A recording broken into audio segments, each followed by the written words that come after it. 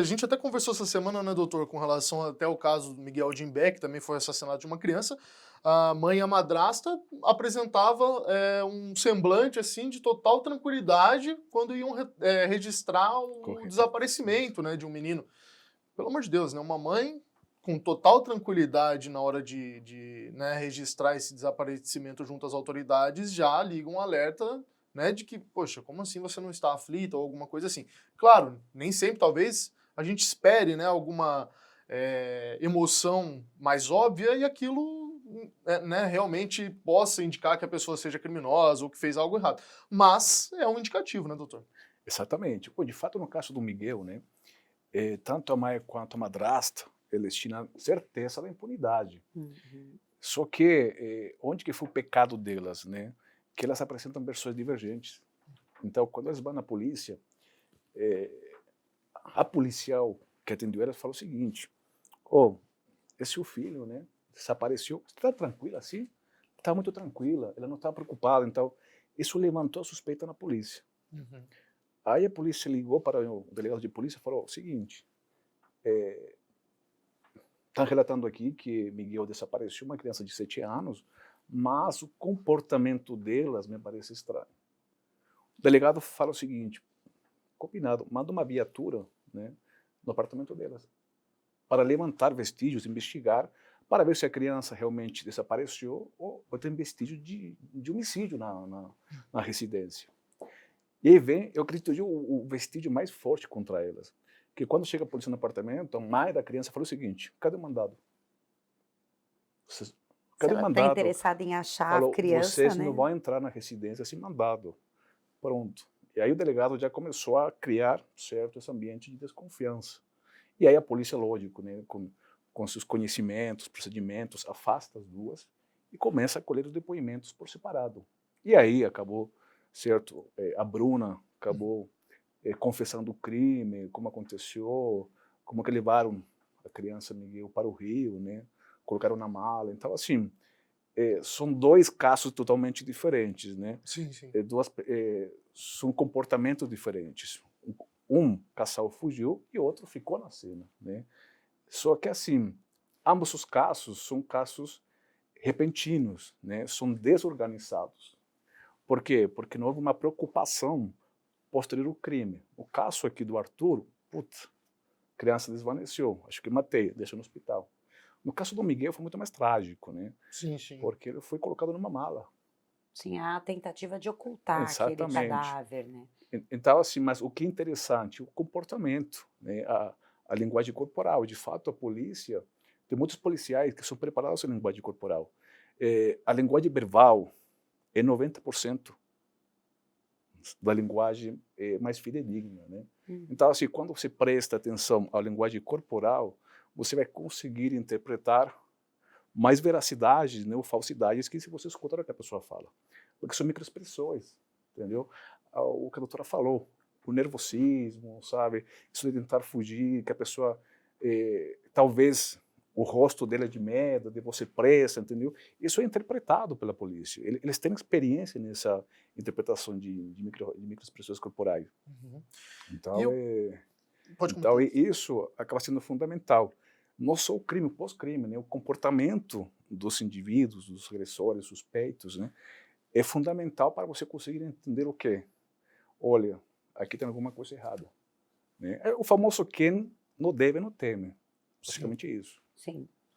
Gostaria que a gente pudesse falar um pouco também com relação pelos casos que vocês já viram, né, com relação à experiência, né, ao longo dos anos de trabalho de vocês, o que levaria um casal a matar uma criança de 2 anos, né, que nem filho deles era, não que, né, enfim, claro, obviamente isso não justifica nada, mas ao menos teria uma ligação, às vezes tem algum problema com um cônjuge, com alguma coisa que eles poderiam utilizar como pano de fundo para cometer alguma coisa.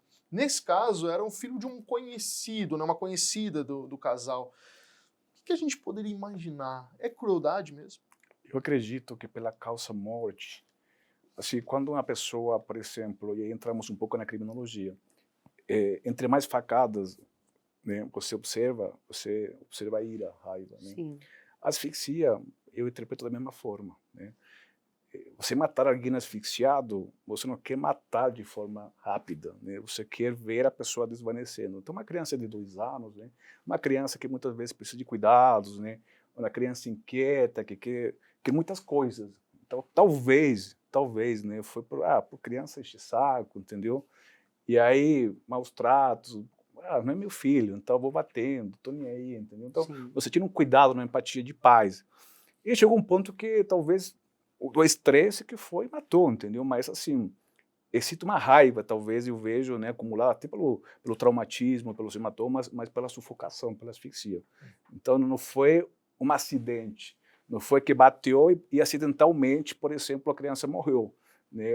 Eu bati, a criança caiu, bateu a cabeça e morreu. Não. Teve a intenção, teve o dolo de causar um caso à morte, né? Apertou o pescoço, teve uma hemorragia e a criança foi a óbito. Então, E se confirmarem mesmo, né, essas indicações de que ele poderia ter sofrido abuso sexual, a exatamente. gravidade e a crueldade se amplificam, né, de maneira exponencial, né? É porque você não sabe faz quanto tempo a criança sofreu Exato. abuso Sim. sexual, se os maus tratos, né? Então, assim, é o requinte, o caso de uma crueldade, né? E isso acaba aumentando a pena, né? Sim, é o que eu vejo, eu sinto muito complexo, né? É muito complexo quando a gente vai pensar no que você nos perguntou, né? O que motiva, o que leva. Eu acho que a gente precisa muito de uma investigação forte num caso desse. Por exemplo, talvez esse casal já tenha um histórico de violência sexual com outras crianças, enfim, ou já havia uma tendência para isso. Quando aceita ficar com essa criança, às vezes já aceita com essa intenção de realmente abusar uma criança pequena que não vai conseguir verbalizar. A criança que está crescendo, já havia um período de tempo que o Arthur estava com essa suposta família, né, com esse casal. Então, a gente percebe que nos 2 anos é quando também a criança passa a verbalizar um pouco mais o que vem acontecendo na sua vida. Eh, eu percebo que é uma série de fatores. Determinar o que leva a a um crime desse acontecer, eu acho que é praticamente impossível.